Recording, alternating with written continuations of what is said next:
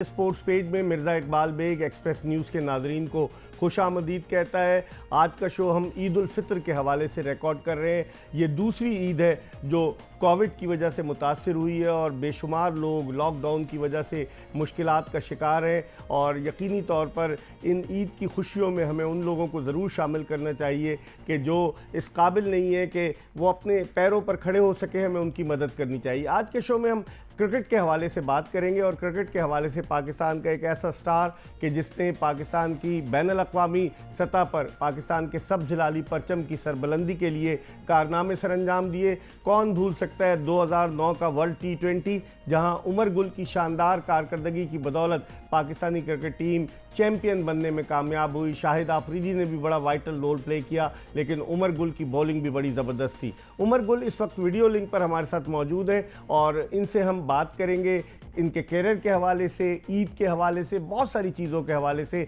और उमर गुल के बारे में लोग जानना चाहते हैं। 37 बरस की उम्र में गुज़िश्ता बरस अक्टूबर में उमर गुल ने जो है वो फर्स्ट क्लास क्रिकेट को खैरबाद कह दिया, लेकिन कोचिंग कोर्स भी कर रहे हैं और पाकिस्तान का मौर्रिख जब भी क्रिकेट की तारीख लिखने बैठेगा उमर गुल का नाम ज़रूर जो है वो टॉप के बॉलर्स की फहरिस्त में शामिल होगा। अस्सलाम वालेकुम उमर।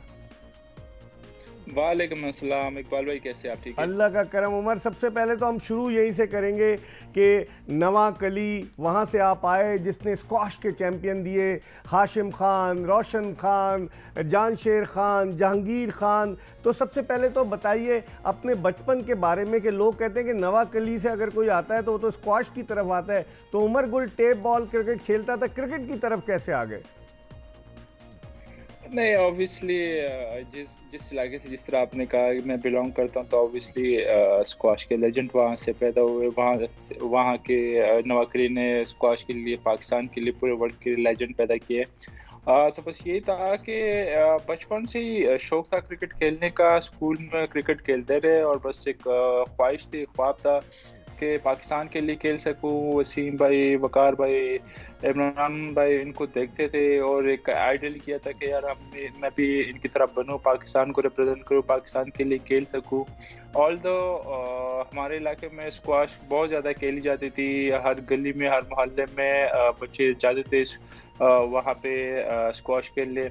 लेकिन थोड़ा सा ये था कि उस टाइम पे स्क्वाश कोर्ट की थोड़ी सी कमी थी और अनफॉर्चुनेटली काफ़ी प्लेयर्स जो ना उनको मौका नहीं मिलता था कि वो जाके अपनी प्रैक्टिस को कंटिन्यू रखे। तो बस इस वजह से क्रिकेट ये था कि आप हर जगह पे खेल सकते हो, गली मोहल्ले में, बाहर रोड पे। तो एक तो शौक भी था क्रिकेट खेलने का और प्लस ये था कि अपॉर्चुनिटी बहुत ज़्यादा थी कि बस जिधर भी विकेट लगा दी तो हमने क्रिकेट खेलनी शुरू की।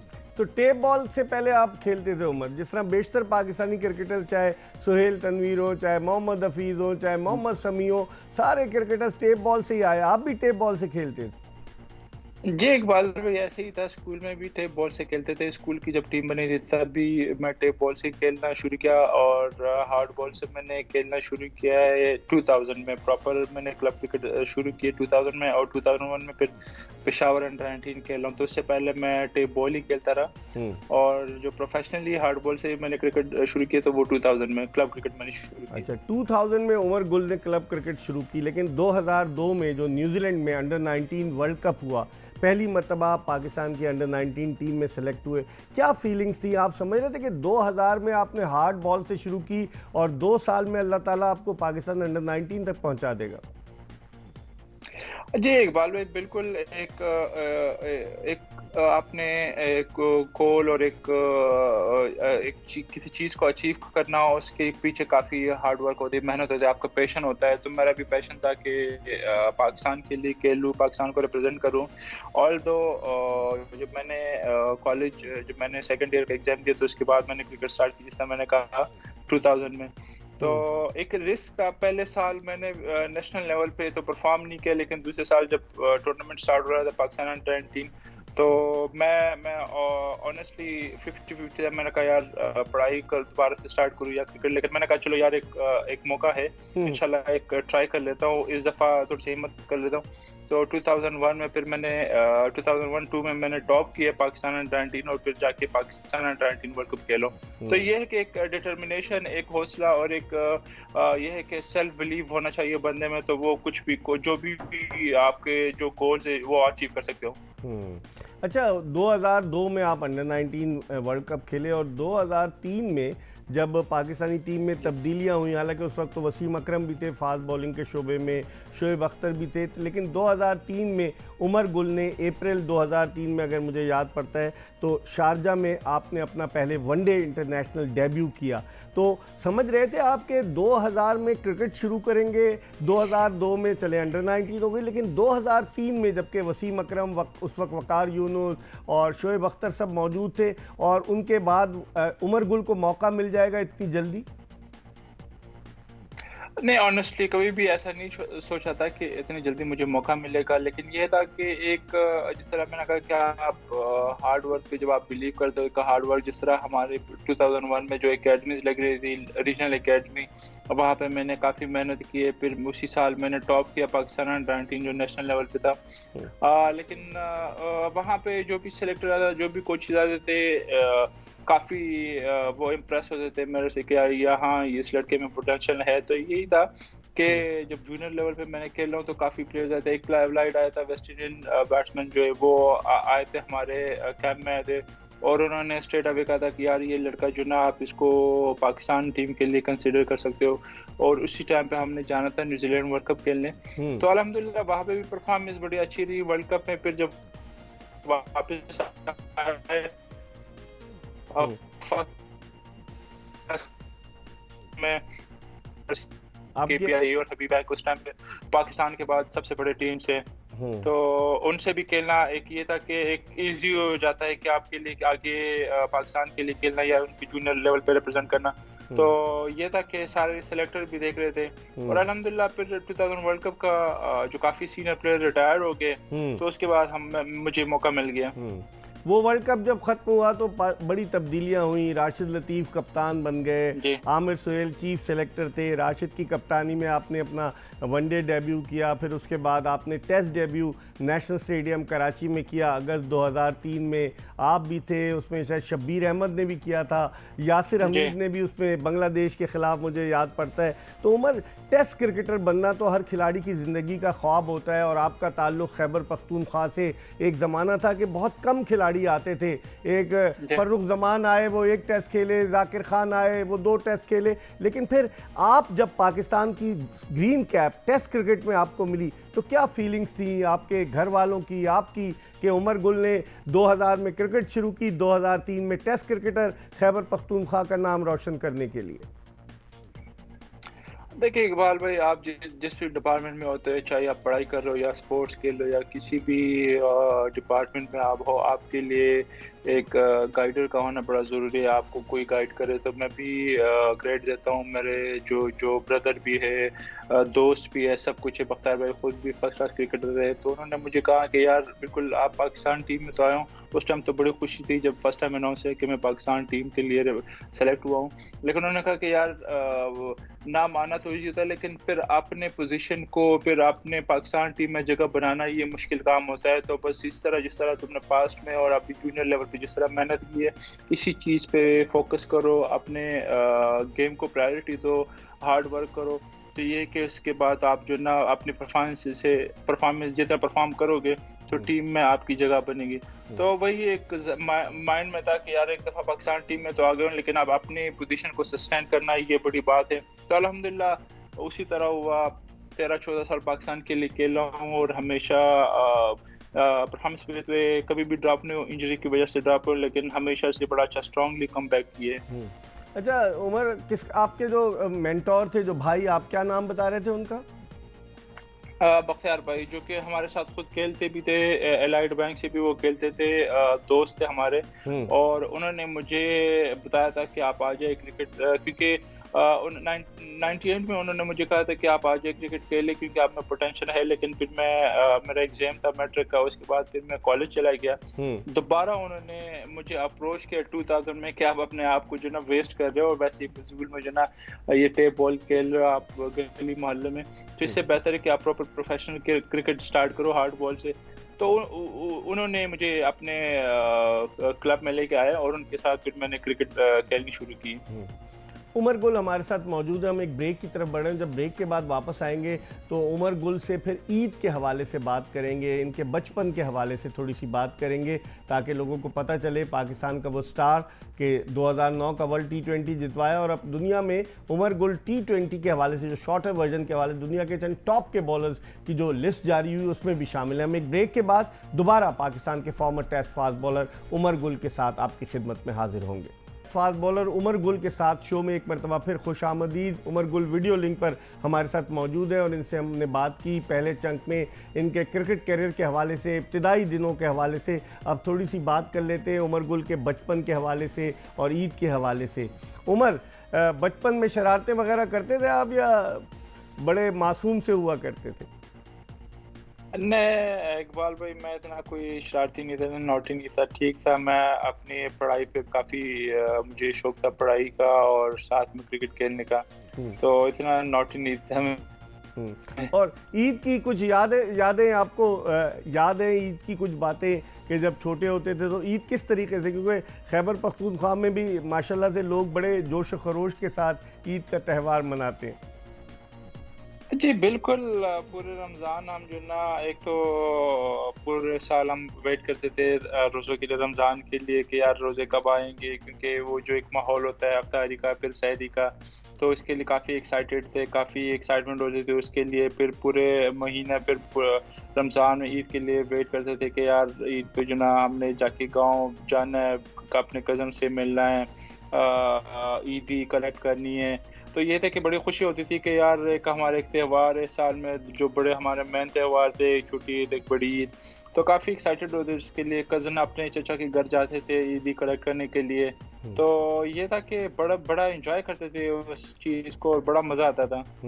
लेकिन उमर, जब पाकिस्तान टीम में आए तो कई ईदें आपने पाकिस्तान से बाहर मनाई या ज़्यादातर घर पे ही पाकिस्तान में मनाई ईदें? नहीं इकबाल भाई, काफ़ी ईद और रमज़ान बाहर भी गुजारी है। लास्ट अगर आप बात करें 20 ईयर से, लाइक 2001 से लेके 2000 तक काफ़ी बिजी था। कभी डोमेस्टिक सीजन में बल्कि 13-14 साल तो ये था कि पाकिस्तान टीम के साथ बिजी थे। काफ़ी ईदें हमारे बाहर ही गुजरी है। बस ये था कि फैमिली के साथ स्काई पे बात करते थे या वीडियो लिंक पे हम उनको ज्वाइन करते थे ईद वाले दिन, और मिस करते थे। लेकिन ये था कि एक साथ ही साथ एक खुशी भी होती थी कि हम अपने जो एक ख्वाब था, जो एक गोल था, पाकिस्तान को रिप्रेजेंट करना, फिर पाकिस्तान के लिए खेलना और जितवाना, तो उसका एक अलग ही मज़ा था। खुशी इस चीज़ की भी थी कि यार पाकिस्तान टीम के साथ है और बीइंग का एम्बेसडर ऑफ पाकिस्तान यहाँ पे है, तो मिस करते थे अपने घर वालों को, ईद को मिस करते थे। लेकिन फिर ये कि टीम वाले जिस तरह हम भी एक जो पाकिस्तान टीम जो उस टाइम पे थी, एक फैमिली की तरह थे, जाके हम अरेंज करते थे कि यार ईद की नमाज़ पढ़ लेना। तो जिस भी कंट्री में होते थे कोशिश करते थे कि वहाँ पे करीबी जो भी मस्जिद हो तो अपने नमाज, ईद की नमाज वगैरह अरेंज करते थे। और साथ में अगर मौका होता था तो हम कोई लाइक फूड वगैरह, कोई स्वीट्स वगैरह तैयार करते थे, पूरी टीम उसको जो ना एंजॉय करती थी। उसको एंजॉय करती थी। और फैमिलीज जब बाहर मुल्क से बाहर होते थे तो फैमिलीज वगैरह, जो फैंस वगैरह होते थे, वो नहीं ईद के दिन, शायद ईद उल फितर हो या बकरीद हो, वो इनवाइट करते थे आप लोगों को, या खिलाड़ी सिर्फ अपने होटल के कमरों तक महदूद रहते थे? नहीं इकबाल भाई, 2010 का जो इंसिडेंट हुआ था ये स्पॉट फिक्सिंग का, उससे पहले जो ना कोई रिस्ट्रिक्शन नहीं थी। अगर कुछ कंट्रीज में ऐसे थे कि जहाँ पे हमारे अपने जो लोग थे वहाँ पे उनकी जो एक कम्युनिटी होती थी, तो अगर वो अरेंज करते थे कि यार इस तरह ईद का मौका है, त्यौहार है, तो वो टीम मैनेजमेंट उनके साथ अरेंज करते थे। फिर जाके हम जाते थे फैमिली के साथ उनके घरों में, या कुछ ईदें हमने ऐसे भी गुजारी कि जहाँ पे हमारे पाकिस्तानी अच्छा तो वहाँ पे आते थे, वहाँ पे ईद सेलिब्रेट करते थे। लेकिन जब 2010 का जो इंसिडेंट हुआ तो उसके बाद काफ़ी रिस्ट्रिक्शन हो गई, काफ़ी लाइक इस चीज़ को अवॉइड करना शुरू किया कि यार हम ऐसे दूसरी जगह पे नहीं जा सकते कि जिसकी वजह से कोई प्रॉब्लम क्रिएट हो जाए। अब माशाल्लाह से आपके अपने बच्चे हैं, 3 बच्चे हैं उमर आपके, तो ईदी वगैरह ईद के दिन क्या करते हैं? आपके तो बेटा भी है, बेटी भी है, तो ईद के दिन क्या करते हैं आप? बिल्कुल इकबाल भाई, जिस तरह मैंने कहा कि हम जब छोटे थे तो हम खुद ईदी कलेक्ट करने के लिए, ईदी हम्म। जमा करने के लिए खुश होते थे। अब ये है कि अपने बच्चों को, भतीजों को, भांजों को जब हम जाते हैं ईद के मौके पर, वो आते हैं उनको ईदी देते हैं, तो इसका अपना ही मज़ा है। हम्म। क्योंकि पहले हम कलेक्ट करते थे, आप डिस्ट्रीब्यूट करते हैं, तो मेरे बच्चे भी काफ़ी एक्साइटेड होते हैं। वो तो पूरे रमज़ान वेट करते हैं कि यार कब ईद आएगी और पापा कितनी ईदी हम कलेक्ट करेंगे, आपने कितनी दी आनी है। तो वो जिस तरह मैं खुद एक्साइटेड होता था, हमारे बच्चे भी, भतीजे भी, मैं बाकी जो मेरे नीज़ है, नेफ्यूज़ है, वो भी काफ़ी एक्साइटेड होते हैं और इस चीज़ के लिए वेट करते हैं। हम्म। अच्छा, आपकी अहलिया तो माशाल्लाह डॉक्टर है, उमर एक क्रिकेटर एक जी, डॉक्टर, तो आपकी अहलिया जी, माशाल्लाह मैं देखता हूँ कि वो आपको बड़ा सपोर्ट करती हैं। उनके सपोर्ट से भी जी, उमर गुल जो है बहुत सारी चीज़ें बेहतर तरीके से करता है। आप समझते हैं कि ये एक आपके लिए अल्लाह ताला की तरफ से एक नेमत है? जी, बिल्कुल इकबाल भाई, आपके वाइफ़ अगर पढ़ी लिखी हो तो ये आपके लिए बहुत ब्लेसिंग है ये चीज़, क्योंकि ऑनेस्टली अगर मैं आपको बता दूँ कि जिस तरह मैंने क्रिकेट करियर में काफ़ी बिज़ी था, बच्चों को टाइम देना बड़ा मुश्किल होता है, लेकिन जिस तरह से मेरे बच्चों का अल्हम्दुलिल्लाह परवरिश हो रही है, हो हुई है, हम्म। तो मैं काफ़ी खुश हूँ अपनी वाइफ़ से। हम्म। माशाल्लाह से उन्होंने दीनी और दुनियावी दोनों तालीम उनको बड़े अच्छे तरीके से रखा हुआ है। और जो एक अच्छे बच्चे को, जो आप कहते हैं ना कि माँ का गोद पहले दर्सगाह होती है, तो अल्हम्दुलिल्लाह मैंने वाइफ ने बड़े अच्छी उनको उनकी परवरिश की है। हम्म। और क्योंकि ऑनेस्टली मैं तो इतना टाइम नहीं दे सकती क्रिकेट के साथ, आपको पता है कि क्रिकेट हम्म। फुल टाइम जॉब है। हम्म। कभी आप घर में होते हो, कभी नहीं, मोस्टली हम घर से बाहर ही होते थे। हम्म। लेकिन अल्हम्दुलिल्लाह मेरे बच्चों की बड़ी अच्छी परवरिश है और बड़े अच्छे वो बड़े हो गए माशाल्लाह। हम्म। अच्छा उमर, आपके थोड़ा सा क्रिकेटिंग की तरफ आते हैं। कोई आपका कोई बेहतरीन दोस्त कौन था क्रिकेट में? हाँ, क्रिकेट कैरियर में इकबाल भाई जब डेब्यू हुआ था तो मैं और हफीज़ और मिसबा का एक साथ, अब मिसबा का तो कमबैक था, लेकिन हफीज़ और मेरा डेब्यू हुआ था, तो तब से जो ना हफीज़ के साथ अभी तक अल्हम्दुलिल्लाह वैसी दोस्ती, जिस तरह पहली मैच हमारे पहले टूर से थी, फैमिली टर्म्स उसके साथ है, मेरे और उनके बच्चे काफ़ी क्लोज है आपस में। हम्म। फिर बीच में शाहिद भाई के साथ काफ़ी अच्छी दोस्ती रही, यूनुस भाई के साथ बड़ा अच्छा टाइम गुजरा मेरा। हम्म। तो यही 3-4, बाकी तो सब दोस्त है, लेकिन आप हो सकते हैं ना कि जिसके साथ आप ज़्यादा करीब होते हो, जिसके साथ आपका ज़्यादा टाइम गुज़रता है, हम्म। तो ये 3-4 लड़के थे जिसके साथ काफ़ी दोस्ती हुई हम्म। क्रिकेट करियर में। आपके करियर का अहम जो था, आप जब 2007 के वर्ल्ड टी20 में गए उसमें भी आप टॉप विकेट टेकर थे। फिर उसके बाद जो जी, 2009 का वर्ल्ड टी20 जीते, उमर गुल की उस बॉलिंग को कौन भूल सकता है, न्यूजीलैंड के खिलाफ जो आपने 6 रन देकर जी, 5 विकेटें हासिल की ओवल में। सही है, याद है मुझे, सही कह जी, रहा हूँ मैं? जी, बिल्कुल। तो जी, इकबाल भाई आप नहीं भूल सकते। हाँ, तो वो मतलब एक यादगार लम्हा था उमर गुल के लिए। लोग कहते हैं कि एक्सप्रेस फास्ट बॉलर नहीं था, बहुत तेज़ नहीं था, लेकिन जो उमर गुल की गेंदें स्विंग होती थी, जिस तरह जो लाइन और लेंथ थी, जो यॉर्कर्स थी, अगर मैं आपसे पूछूं कि वो आपके करियर की बेहतरीन बॉलिंग थी अगेंस्ट न्यूजीलैंड, और फिर हम वो वर्ल्ड कप भी, टी20 वर्ल्ड कप भी यूनुस खान की कप्तानी में जीते इंग्लैंड में। इकबाल भाई बिल्कुल आप कह सकते हैं, क्योंकि आप जब भी वर्ल्ड रिकॉर्ड बनाते हो तो आपकी बेहतरीन इनिंग्स हो सकती है, बेहतरीन बॉलिंग हो सकती है, क्योंकि आप उस टाइम पे आपके जो करियर अपने पीक पे होते हैं। तो बिल्कुल ऐसे ही था, क्योंकि आपको पता है कि पहली दफ़ा वर्ल्ड टी20 हिस्ट्री में पहले ही मैं फास्ट बॉलर था जिन्होंने पहली दफ़ा पाँच। पाकिस्तान हम्म। उसमें टी20 में 5 आउट किए। हम्म। तो ऑब्वियसली आप बेहतरीन बॉलिंग उसको कह सकते हैं, बेहतरीन स्पेल उसको कह सकते हैं, क्योंकि एक वर्ल्ड रिकॉर्ड बनाना हम्म। इजी नहीं होता। हम्म। जब आप एक दफ़ा वर्ल्ड रिकॉर्ड बनाते हो तो फिर वो टूट भी जाता है, लेकिन पहली दफ़ा वर्ल्ड रिकॉर्ड बनाना काफ़ी ऑनर की बात है। जब इससे पहले आप 2007 का वर्ल्ड टी20 खेले थे, शोएब अख्तर वापस आ गए थे, अब्दुल रज़ाक नहीं थे, उमर गुल पे बड़ा लोड था और आपने बड़ा अच्छा परफॉर्म किया। हम फाइनल में, मैं खुद भी था, रमज़ानुल मुबारक के दिन थे, साउथ अफ्रीका में फाइनल में हम भारत से हार जी, गए। कितना अफसोस हुआ उमर उस फाइनल जी। को ना जीतने का, कि हम फतह के नज़दीक आकर भी फतह से दूर हो गए थे। नहीं, बिल्कुल बड़ा दुख हुआ था। और एक तो फाइनल, प्लस ऊपर से आप इंडिया के अगेंस्ट मैच खेल रहे हो, फाइनल, इतना बड़ा फाइनल, पहली दफ़ा वर्ल्ड टी20 वर्ल्ड कप हो रहा है, फिर आप फाइनल में पहुंचते हो, जिस तरह आप स्टार्ट लेते हो और फिर अप्स डाउन होते हैं स्टार्ट में, फिर आप एकदम से एक आपका एक मोमेंटम बन जाता है थ्रू आउट। आप ऑस्ट्रेलिया को भी हराते हो, आप न्यूजीलैंड को भी हराते हो, और फिर फाइनल में पहुंचे, और फिर फाइनल में ऐसे क्रूशल पॉइंट पे कि बिल्कुल एक स्टेज पे ये था कि हम तो फाइनल वो मैच से बाहर हो गए, लेकिन फिर जिस तरह मिसबा खेला, फिर एंड तक लेके आया, और फिर एंड पे जिस तरह वो आउट हुआ, तो काफ़ी डिसअपॉइंटमेंट हुई। लेकिन उसी चीज़ को जो नेक्स्ट ईयर जो हमारा वर्ल्ड कप था 2009, जो गलतियाँ हमने 2007 में की, तो हमने यही डिसाइड किया था कि जो मिस्टेक्स हमने किए वो दोबारा रिपीट नहीं करेंगे, और जो गलतियाँ हुई है तो उस पर काम करेंगे। और वही हुआ कि जो 2001 में जो छोटी मोटी गलतियाँ की वो 2009 में हमने रिपीट नहीं की, और अल्हम्दुलिल्लाह वर्ल्ड चैंपियन बने। सही। उमर गुल हमारे साथ मौजूद है।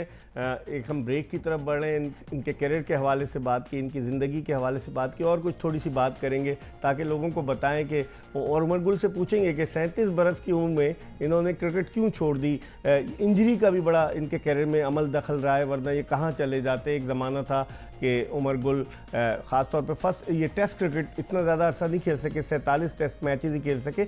एक ब्रेक के बाद इनसे पूछेंगे। Stay tuned to Express. Break के बाद एक मरतबा फिर पाकिस्तान के former test fast bowler Umar Gul के साथ शो में खुश आमदीद। और ब्रेक पर जाने से कबल हमने बहुत सारी बातें की और ईद के हवाले से भी उमर गुल से बात की। उमर गुल कहते हैं कि पहले जब हम ईदी लिया करते थे, अब ईदी देते हैं, तो बड़ी डिफरेंट सिनारियो है। लेकिन वो कह रहे थे कि माशाल्लाह से वो पूरी फैमिली को जिस तरीके से सब जमा होते हैं ईद के दिन, तो वो समय ही कुछ और होता है। उमर, अभी भी सारे लोग जमा होते हैं नवा किली में, तो आपका घर के उधर मुझे अच्छी तरह से याद है कि इंटरव्यू में आपने कहा था कि एक डेरा था जिसमें बहुत सारे मेहमान आते थे। अब भी ऐसा सिलसिला है? क्योंकि माशाल्लाह एक रिवायत है पख्तूनख्वा के लोगों की, खैबर पख्तूनख्वा के बड़े मेहमान आते हैं और मेहमान नवाजी में उनका कोई सानी नहीं। अब भी ऐसा होता है आपके यहाँ?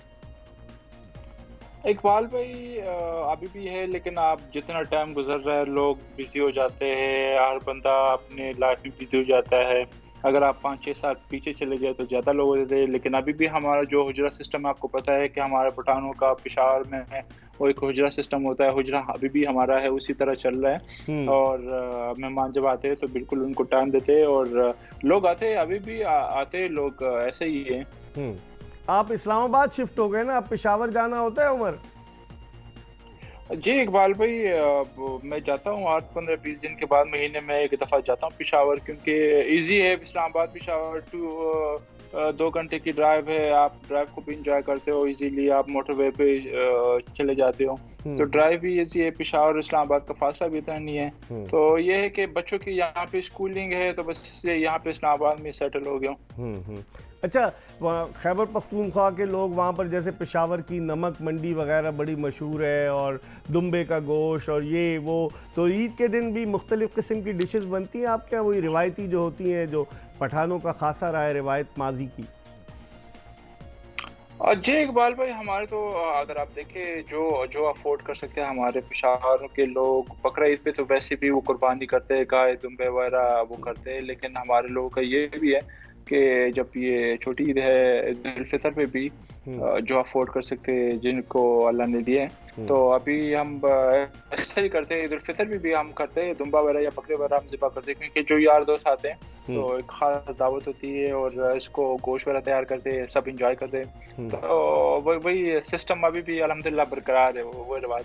अच्छा, सिस्टम बरकरार है। और फिर उमर, जिस तरीके से माशाल्लाह से अभी आप, मैं यही पूछ रहा था ब्रेक पर जाने से पहले, मैंने बताया 37 साल की उम्र में एक तो आपको इंजरी की प्रॉब्लम रही, स्ट्रेस फ्रैक्चर रहा, फिर 2011 का वर्ल्ड कप, उमर से मैं पूछता हूँ 2011 के वर्ल्ड कप में भी हम फतह के नज़दीक आकर भी फतह से दूर हो गए, 2007 में भी हम भारत से हार गए थे फाइनल।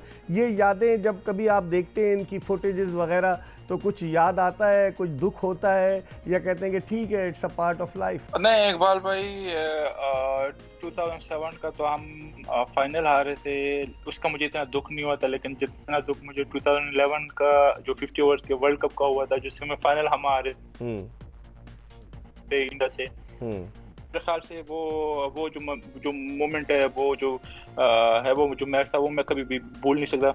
क्योंकि मुझे स्टिल रिमेंबर के वर्ल्ड कप में जाने से पहले जब हम जा रहे थे, तो हर बंदा यही मीडिया, इवन मीडिया में भी यही बात कर रही थी कि यार ये टीम जो ना इस काबिल ही नहीं कि ये फाइनल फोर में पहुंच जाए, इवन क्वार्टर फाइनल तक इनके चांसेस नहीं है। लेकिन जिस तरह से हमने मेहनत की हुई थी, जिस तरह से शाहिद भाई कैप्टनसी कर रहे थे, सारे लड़के एक दूसरे के साथ जिस तरह जेल हो गए थे, एक मोमेंटम बना हुआ था टीम, जिस तरह एक दूसरे की हेल्प कर रहे थे, एक दूसरे के लिए खुश हो रहे थे परफॉर्मेंसेस पे। और जब हमने एक मोमेंटम पकड़ो, जिस तरह हमने वर्ल्ड कप का वो जो एक जर्नी जो हमने स्टार्ट की और ऑल द वे जिस तरह हम मैचेस जीते रहे, तो बड़ा मज़ा आ रहा था। और इसी चीज़ का दुख था कि वो जो सेमीफाइनल था, हम वो फाइनल भी जीत सकते जिस तरह की हमारी टीम थी, लेकिन अनफॉर्चुनेटली बस वो हमारा दिन नहीं था और वो सेमीफाइनल हम हार गए।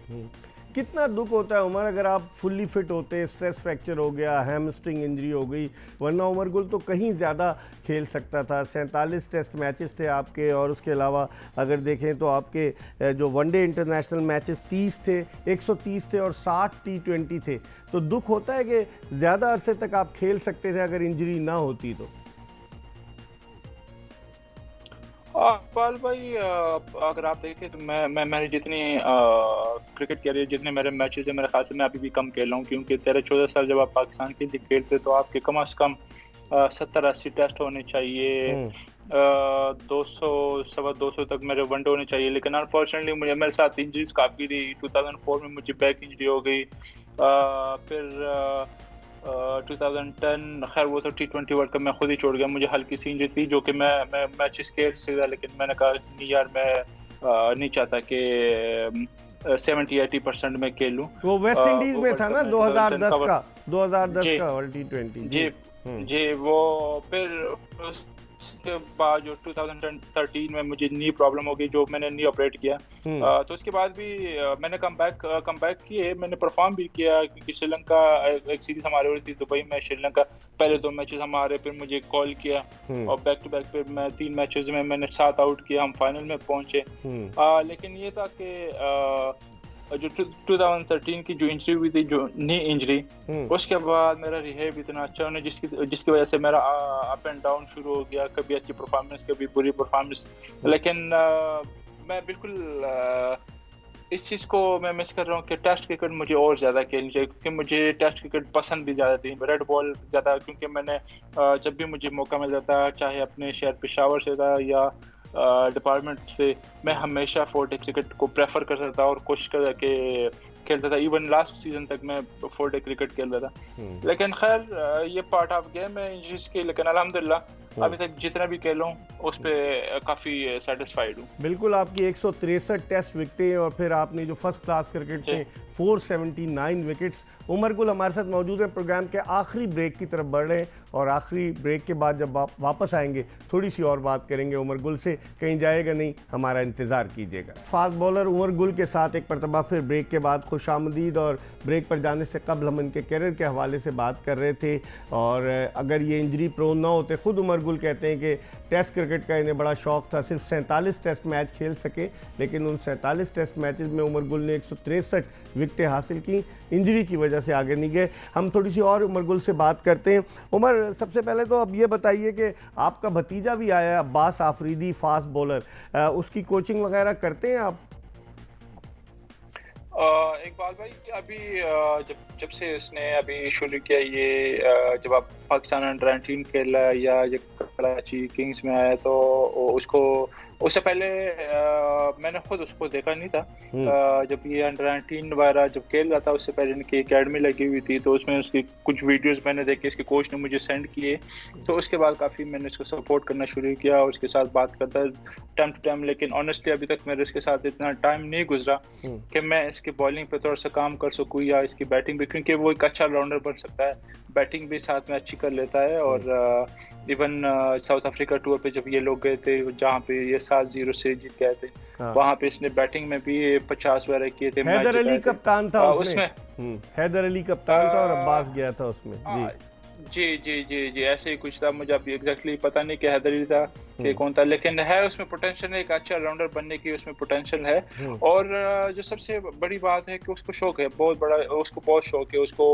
इवन अभी अगर आप रमज़ान में भी, अब मैं जब उससे अक्सर वो फ़ोन पे बात करता था, तो वो अफ्तारी से पहले वो जाता था अपने नेक्स्ट प्रैक्टिस के लिए, बॉलिंग बैटिंग के लिए, और फिर अफ्तारी के बाद वो अपनी फिजिकल ट्रेनिंग के लिए जाता था। उसको बड़ा शौक है कि वो जो ना आगे जाके अच्छी क्रिकेट खेले, फिट रहे, माशाल्लाह से तगड़ा है, उसकी हाइट भी बड़ी अच्छी है, तो अच्छा ऑलराउंडर बन सकता है वो। अच्छा अच्छा उमर, आपका जो करियर रहा, जिस तरीके से आपने शुरू किया, अनकॉन्ट्रोवर्शियल, किसी कंट्रोवर्सी में नहीं पड़ा उमर गुल, और आपका करियर भी बड़े अच्छे तरीके से अपने इख्तिताम को पहुंचा, ऑन कंट्रोवर्शियल करियर। लेकिन 2010 के उस दौरे पर भी तो थे ना आप, इंग्लैंड के जो पाकिस्तानी टीम के, वो दौरा अब डरावने ख्वाब से कम नहीं है। हालांकि आप इतने अंडर 19 से आए, आपने इतनी इज्जत कमाई, सब कुछ किया, उस दौरे पर अगर माजी में पलट कर देखें तो आप नहीं समझते कि पाकिस्तान क्रिकेट के लिए उस दौरे से बड़ी मुश्किलात पैदा हुई? बिल्कुल इकबाल भाई, काफ़ी मुश्किलात पैदा हुई। ना सिर्फ ये कि पाकिस्तान टीम को बड़ा धचका लगा उससे, बल्कि हमारे जितने भी प्लेयर्स के रेपुटेशन काफ़ी उससे ख़राब हो गए। लेकिन उसी टूर पे हमने कोशिश की कि यार बेस्ट तरीका यही है, क्योंकि उस इंसिडेंट के बाद काफ़ी जो क्राउड था, हमारे अपने लोग थे, अपने पाकिस्तानी जो फैंस थे, उन्होंने पाकिस्तान क्रिकेट को देखना ही छोड़ दिया था। तो हमने बस ये डिसाइड किया कि यार कोशिश करते कि इस फैंस को, इनको वापस, इस क्राउड को वापस हमने किस तरह पुल करना है। एक ही तरीका है कि हम अपनी परफॉर्मेंसेस दे, पाकिस्तान के लिए मैचेस जिताएं, तो ये लोग खुद वापस आए। तो वही अल्हम्दुलिल्लाह हुआ। 2010 के बाद हमारे एक बड़ी ज़बरदस्त एक टीम बन गई, सारी एज अ फास्ट बॉलर सारी रिस्पॉन्सिबिलिटी मेरे ऊपर आ गई। शाहिद भाई बड़ा अच्छा परफॉर्म करे, सईद अजमल, हाफिज के, हम चारों की परफॉर्मेंसेस बड़ी अच्छी रही, और जिस तरह के हम मैचेस जीते रहे फिर वर्ल्ड कप 2011 का, तो वो लोग वापस आ गए। लेकिन जो इंसिडेंट हुआ था उससे पहले जिस तरह हम फ्रीली हम घूम फिर रहे थे, कोई रिस्ट्रिक्शन नहीं थी, कोई कर्फ्यू टाइम नहीं था, उसके बाद काफ़ी रिस्ट्रिक्शन शुरू हो गई, कर्फ्यू टाइम हमारा शुरू हो गया।